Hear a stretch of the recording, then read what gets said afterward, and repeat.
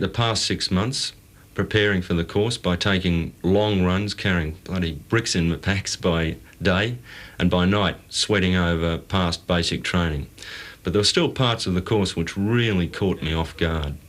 Looking along the row of faces, it's hard to tell who is prepared and who is not, but the next 24 days always tells.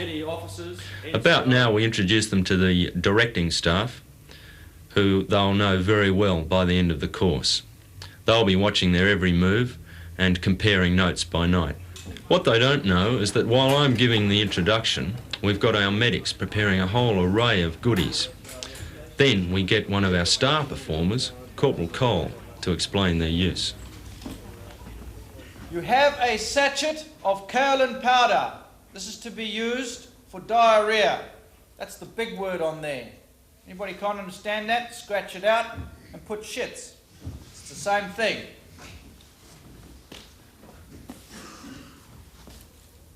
In your rooms, you will find every odd person has got a bottle of Effidex. As he reads the label, it says sparkling antacid, terrific for hangovers. But I promise you, you won't have a hangover. What did I give it to you for? Read the label a little further, and it has a 50% glucose solution. When some of you have completed long, lengthy runs in the evening, you'll find yourself pretty well exhausted. A capful of this into your cup will just lift you out of the doldrums for a little while. You cannot live on this. It is not a sustaining magic fluid, because it also contains sodium bicarbonate, and that will give you the shits, and then you'll have to use the other powder.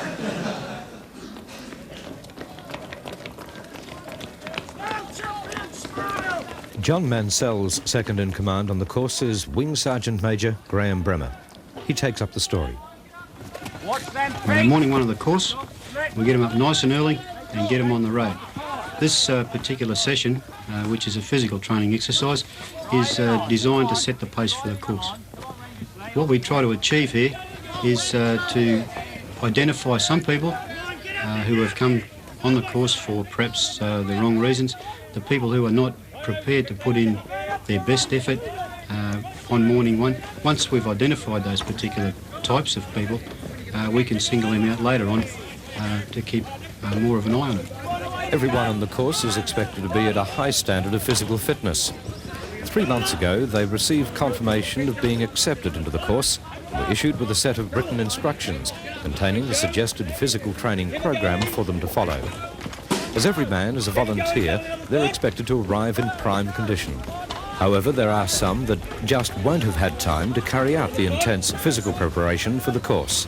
So the opening days are designed to build these people up to a standard to prepare them for the harder activities later on. After the assault course, it's up and over the giant water pipe to the bellow of the PTI.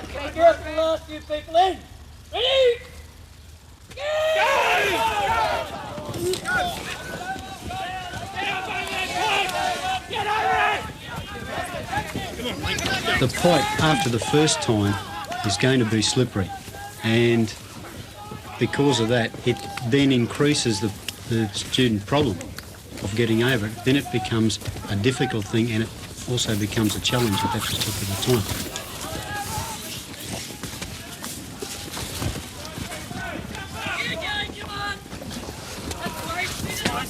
As the dawn breaks and the light increases, we can tell who's been putting the effort in and who hasn't. It's fairly evident those who have are lathered in perspiration, unless, of course, they've tipped a bottle of water over themselves. I often wonder whether we should really start the course like this. I remember when I did my course, it was really quite horrendous being out there on a cold, dark morning with big warrant officers yelling at me. And I consider myself to be quite a good endurance runner, and it really hurt that morning, and I was really wondering what I was doing on the course.